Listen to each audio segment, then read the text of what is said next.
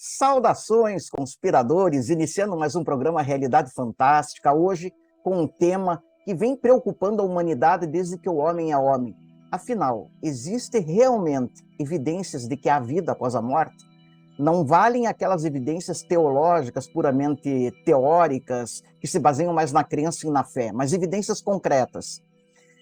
Por incrível que pareça, através do avanço da ciência médica, evidências, não necessariamente provas definitivas, mas evidências de que, de fato, a consciência continua após o colapso do corpo físico, já estão disponíveis. É esse o tema que vamos tratar nesse nosso programa de hoje. E antes, claro, vou pedir para você se inscrever no canal, deixar o teu joinha, acionar o sininho, porque isso é muito importante para você mesmo ser avisado toda vez que nós subirmos um vídeo novo no canal.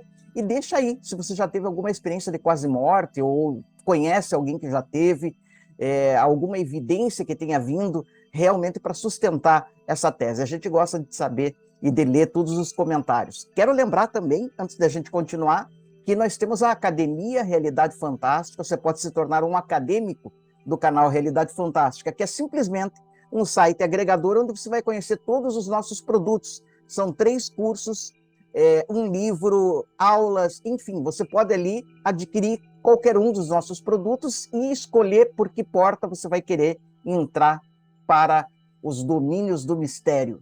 Então, realmente vale a pena. Ali temos cursos sobre Blavatsky, sobre astrologia, sobre esoterismo, um curso muito interessante. Confira lá, na descrição desse vídeo você tem um link para a academia e tenho certeza que será uma experiência engrandecedora. Então, meus amigos, vamos ver aqui, evidências científicas da vida após a morte. Nós estamos falando de evidências. Evidências não são provas conclusivas, mas são, digamos que, sinais muito concretos, muito fortes, de que, de fato, o fato existe. Então, é algo muito próximo da prova, embora ainda não possa ser considerado uma prova definitiva, né? Mas já estamos muito perto. Então, aqui, se a gente for considerar, vamos ver o que o Woody Allen falou, né? Não tenho medo de morrer, só não quero estar lá quando acontecer, né? Quer dizer, aqui é uma forma um tanto jocosa de começar a nossa locução e, de fato, traduz bem o medo que todos temos, né? Por mais que você tenha uma crença, por mais que você tenha uma fé, por mais que você tenha aquela certeza interior, sempre sobra um receio do que vai acontecer depois desse fenômeno natural e do qual ninguém escapa, né? Que é a morte. Aqui o Paul Pearson, né, que é médico, PhD dos Estados Unidos, e fala: os médicos defrontam-se diariamente com a falibilidade da certeza. Quer dizer, o que significa isso? Que em ciência positiva, em ciência tal como nós conhecemos hoje, não se pode falar em certeza em nenhum domínio, né? O que existem são evidências que vão se acumulando, muitas vezes se contradizendo, e vão, assim, teorias vão sendo construídas, algumas vão sendo refutadas, mas o conhecimento vai crescendo. E isso é bastante interessante. E, sobretudo, os médicos, né, que trabalham com a medicina, eles, principalmente os que trabalham com pacientes terminais, eles realmente têm essa experiência da morte todo dia. Mas é aí que surge, digamos que, o nosso tema de hoje, porque também muitos desses profissionais, e não só eles, também, sobretudo enfermeiros, que trabalham, atendentes e etc., junto a pacientes terminais, tem muitas histórias para relatar, e histórias que nos oferecem evidências muito fortes de que a consciência não depende do funcionamento do corpo físico, né? Aqui o mistério da vida. Então, é interessante falar que a vida, existem várias teorias com relação ao surgimento da vida, mas nós podemos separar, digamos, em 2 grandes teorias, né? O que é vida? Do ponto de vista científico, seria um subproduto de atividade bioquímica, material e que surge espontaneamente, ou você tem a tese mais teológica de que é algo separado da matéria, mas que se manifesta através da matéria, né? Então, aqui a gente não vai entrar em todas essas teorias, mas existem muitas formas de se estudar esse fenômeno da vida. Você já se parou para perguntar o que te mantém vivo? Veja que você não está ligado a nenhuma tomada, não tem nenhuma bateria em você, e você está funcionando, tua consciência está funcionando. Será isso mero acaso, mero subproduto de funcionamento bioquímico elétrico, ou tem algo mais? Então, vamos seguir juntos pelas descobertas e pelas evidências aí que a ciência vem nos oferecendo, né? Mistério da morte. Enfim, alguém já voltou desse fenômeno tão comum à humanidade?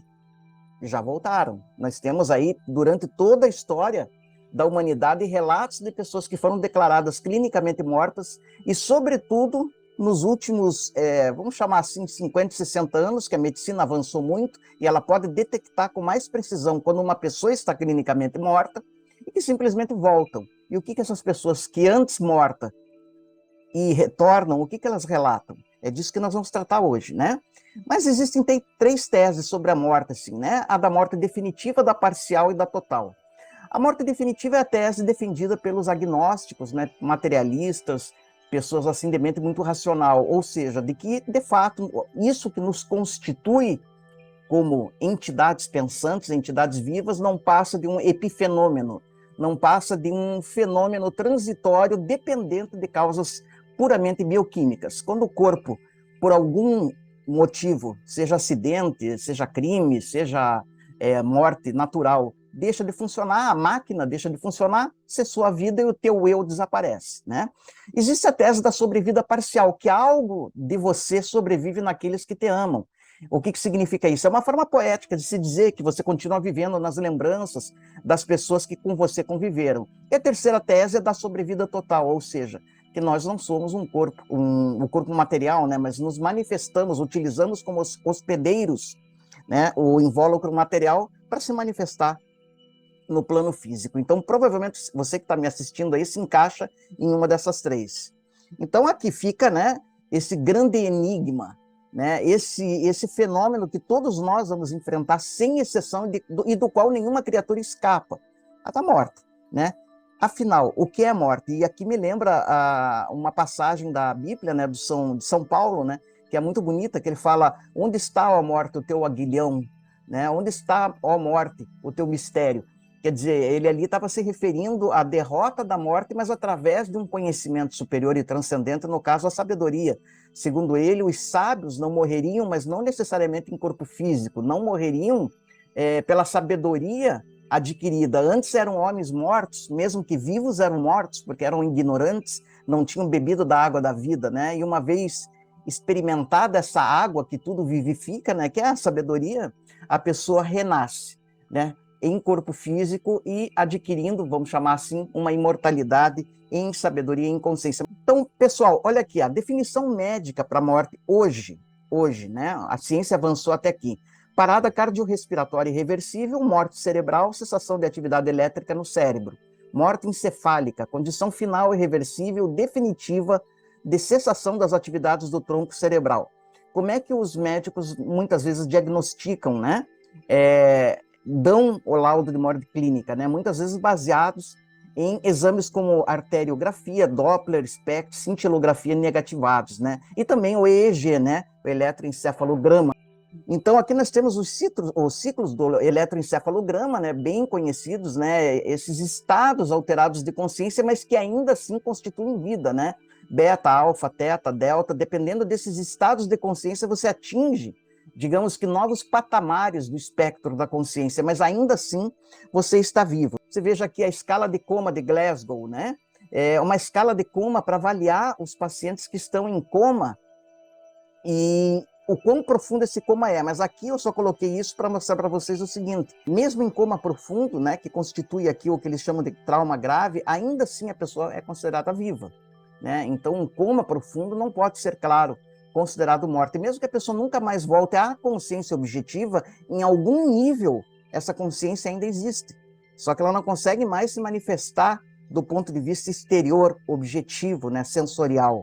Né? Aqui nós temos também outra definição médica, né, do que vem a ser esse fenômeno da morte. Né? Se os sistemas do cérebro relacionados com abstração conceitual ou outras atividades mentais são danificados, só mudar aqui, a formação de pensamentos abstratos, a conceituação, raciocínio coerente, sequenciação, linguística e, sobretudo, a percepção não são possíveis.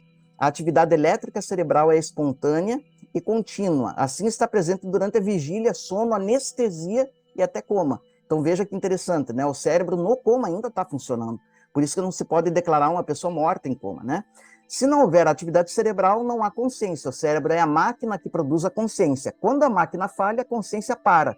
Retire a tomada da TV e a imagem desaparece. Quem está falando isso é o Dr. Ibn Alexander III, que é neurocirurgião e neuroendocrinologista. Mas, claro, essa é a concepção, digamos que, da medicina racionalista. Mas, como eu falei, há evidências que derrubam essa conceituação. Bom, aqui uma imagem apenas cenográfica de uma pessoa em coma e o médico olhando ali, né, os registros, né, da atividade cardíaca, cerebral e etc., para testar se a pessoa ainda continua viva ou se ela passou por essa transição que nós consideramos como morte, né? Aqui uma outra imagem. Essas aqui são imagens cenográficas, tá, pessoal? Não são imagens reais, são imagens para simular. Bom, aqui você tem duas imagens, né, de um cérebro ainda irrigado pelo sangue e, consequentemente, ainda sustentando vida, e de o cérebro já não mais irrigado por sangue, já não mais em atividade. E são essas imagens que vão definir, muitas vezes, né, através da tomografia, se a pessoa definitivamente está morta ou não, né? Algumas técnicas foram desenvolvidas com o avanço da medicina de uns 60 anos para cá, que a gente chama de técnicas de reversão da questão do que a gente chama de morte, né? É por isso que os relatos de pessoas que foram declaradas clinicamente mortas, mas por alguma forma foram trazidas de volta, começaram a surgir em abundância, porque se perguntar, embora isso seja esse fenômeno tão antigo quanto o homem, porque só agora são abundantes os relatos de pessoas que morreram, voltaram e contam suas histórias, quando elas deveriam estar inconscientes. É porque nós temos hoje técnicas mais avançadas de reversão disso que a gente chama morte, né? Algumas mais conhecidas, né? O cardioversor, né? É aquela maquininha, né, que oferece em joules algumas descargas elétricas para reativar o coração da pessoa que entrou em colapso por infarto ou qualquer outro motivo, né?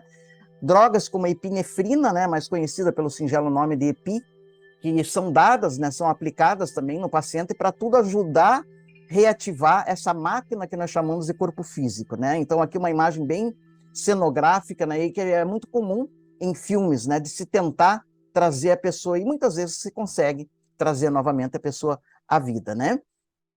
Então, pessoal, que fenômeno é esse, né, que nós podemos considerar como sendo uma evidência de que a morte não cessa a consciência. Ela pode cessar a consciência no invólucro físico, mas essa consciência continua atuante de uma forma exuberante, até mais exuberante ainda, e indestrutível.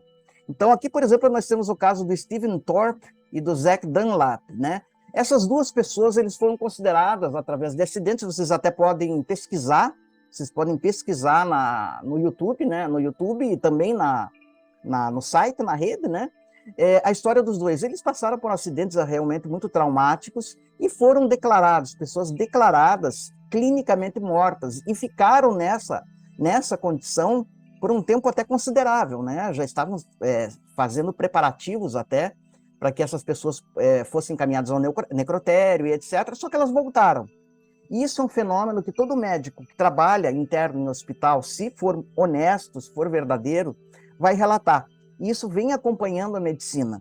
Quer dizer, pessoas que, depois de clinicamente mortas, por algum motivo voltam. A medicina não sabe ainda por que essas pessoas voltam, mas o fato é que elas voltam, né? E elas têm relatos realmente bastante surpreendentes, relatos que corroboram que naquele momento que ela deveria estar desligada, ela estava plenamente consciente, né? Aqui nós temos uma outra foto, né, do nosso Zach Dunlap, né, quando ele estava, digamos que, em coma profundo, e depois ele veio a falecer, e através do seu relato posterior se comprovou de que a consciência objetiva, que não deveria estar funcionando naquele momento, estava plenamente exuberante, e ele pôde oferecer provas conclusivas de que ele não estava, vamos chamar assim, desligado em consciência.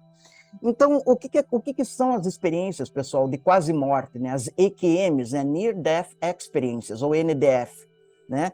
É o fenômeno que nós estamos passando aqui para vocês, das pessoas que, clinicamente declaradas mortas, acabam voltando. A medicina não sabe por que elas voltam. Pode ser que elas voltem pela manipulação da própria medicina, mas muitas vezes elas simplesmente já estão sendo encaminhadas para necrotério, às vezes até para o próprio enterro, e se reativam e voltam.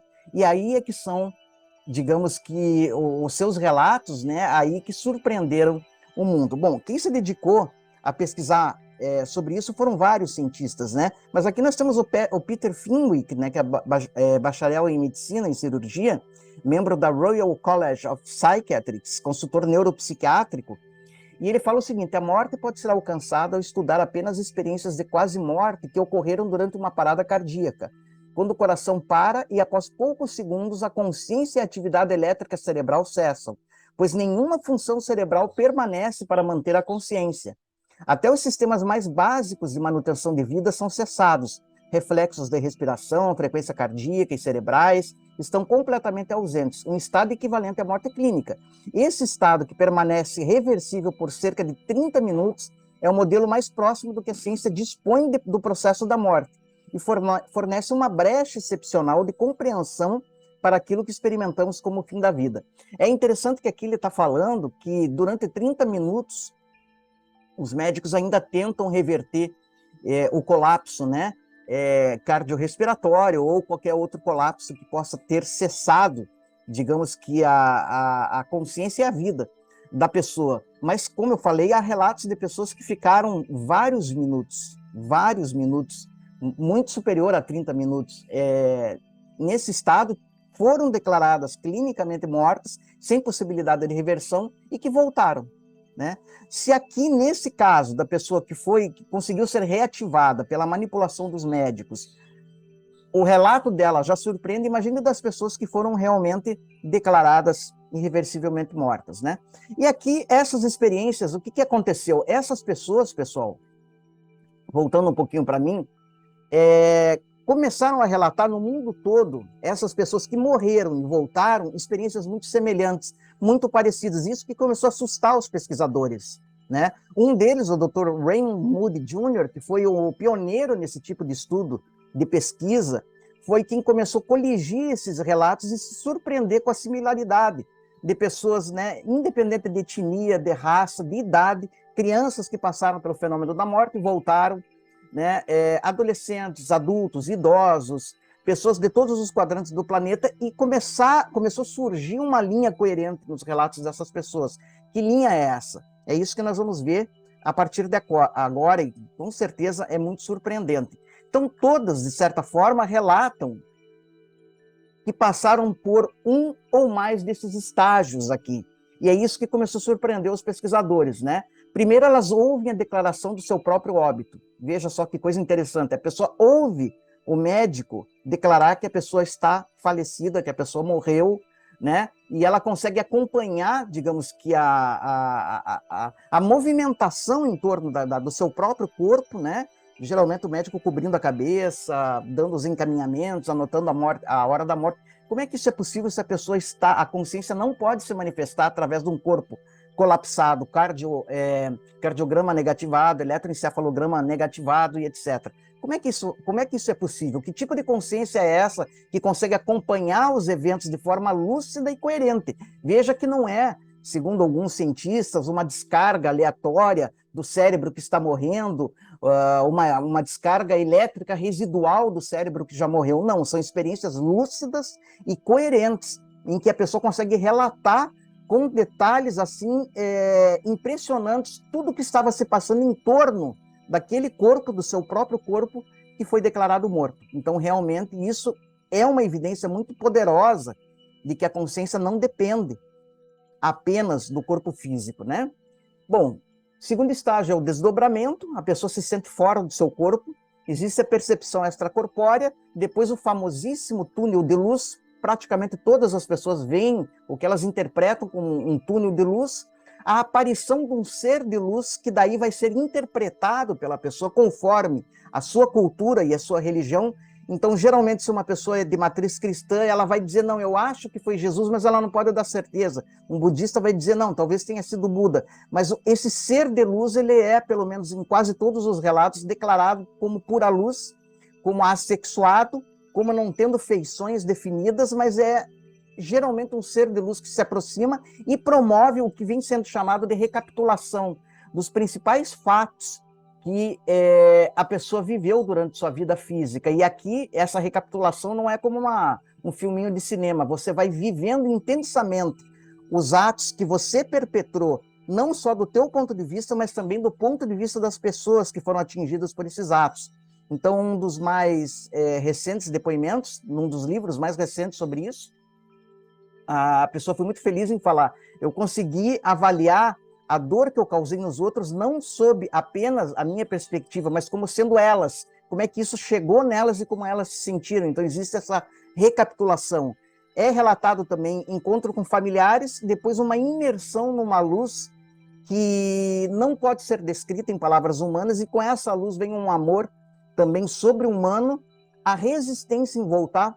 Praticamente todas as pessoas que passaram pela experiência de quase morte, ou de morte clínica declarada, quando retornam, lamentam por terem retornado, porque a sensação é tão transcendente, é tão jubilosa, de que estar no corpo físico é como você voltar quase que com uma prisão, segundo o relato delas, né? Você tem o retorno e a negação dos outros, né? E drástica transformação psicológica. Quase todas as pessoas que passam por essa experiência de EQM são pessoas que apresentam depois uma mudança muito profunda de vida, não só de valores, como também a eclosão de faculdades psíquicas, sendo a mais básica a intuição.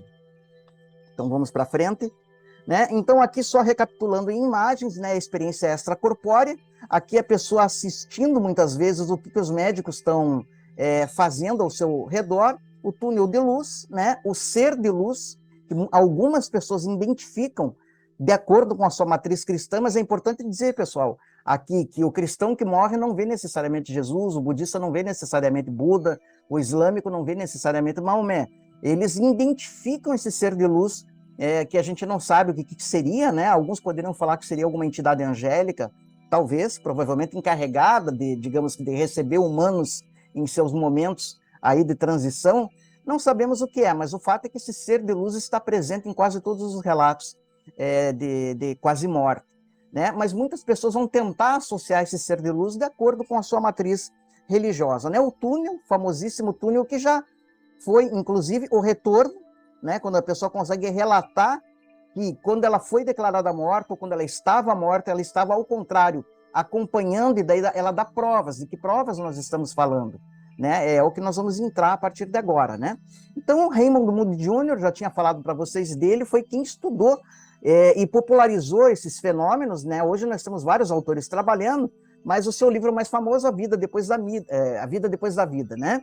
Que foi um best-seller, vendeu aí milhões, né? Ali está 13 milhões, mas hoje é muito mais, em que ele foi coligindo esses relatos de pessoas de várias raças, de várias idades, que foram clinicamente declaradas mortas e que voltaram, e daí ele viu a coerência dos relatos, todos aqueles passos, né? O desdobramento, o ser de luz, a recapitulação, começou a aparecer no relato de quase todas essas pessoas. Então parece que há um fenômeno só para todas as pessoas que morrem, um fenômeno muito parecido, se não idêntico. Aqui nós temos vários, né, médicos, né, que se dedicaram, digamos que a trabalhar, né? Você tem o Raymond Moody Jr., o Kevin Morse. Um dos médicos, pessoal, que estudou foi o Dr. Sam Parnia. Ele tem um livro sobre essas experiências de quase morte, e é interessante a experiência que ele fez, digamos que para comprovar se o que as pessoas estavam falando era verdade ou não. E aqui eu volto para mim, porque que o Sam Parnia fez? Ele é cirurgião, né? E, se não me engano, britânico. E ele falou, bom, se é verdade que as pessoas que são declaradas mortas e depois por algum fenômeno voltam, ou pela manipulação dos médicos, estão relatando que estavam plenamente conscientes, tem uma forma de comprovar. O que ele fez? Ele pôs vários desenhos, símbolos em cartolinas, em cima dos instrumentos médicos, né, que estão a uma altura considerável, em cima da luminária, em cima de hastes que seguram luz e outros equipamentos, só que com esses símbolos voltados para cima. Porque se essas pessoas tiverem um desdobramento e uma visão aérea da cena, elas têm que declarar, teriam que ver esses símbolos. E, surpreendentemente, muitos dos seus pacientes que foram declarados mortos, depois voltaram, conseguiram relatar que viram, né? Perguntaram, doutor, o que era aquilo em cima dos instrumentos médicos, né? Um círculo, um triângulo, etc. E isso foi uma evidência muito poderosa de que a consciência continua plenamente exuberante depois de que o corpo é declarado clinicamente morto, né? Então, o Samparnia realmente é uma pesquisa que eu realmente recomendo para vocês. Vamos dar continuidade aqui. Nós temos, claro, que um dos livros mais famosos do Dr. Ibn Alexander III, né? Ele tem um dos livros aí mais celebrados sobre esse fenômeno de quase morte, e que teve uma experiência também muito completa. Ele, neurocirurgião cético, né? Racional, porque, claro, estudando o cérebro, tudo que eles aprendem na faculdade de medicina é que não há como ter funções conscientes, organizadas, coerentes e lúcidas com o cérebro negativado. E ele passa por uma experiência de quase morte e comprova por si mesmo que a consciência não depende do cérebro para estar em pleno funcionamento, né? Aqui eu trouxe só mais uma imagem, né, do Hieronymus Bosch, que foi um artista, um pintor lá do século XV, O Último Julgamento, mas que traz surpreendentemente uma imagem muito próxima do que as pessoas estão relatando, das pessoas que morrem e depois voltam, né, do famoso túnel de luz. Parece que é uma experiência quase universal. Alguns pesquisadores aventam que esse túnel apenas é uma percepção digamos que dessa mudança de consciência, ou elevação de consciência, ou até elevação de plano, do plano material para planos mais rarefeitos, e dá essa impressão de um túnel de luz, né?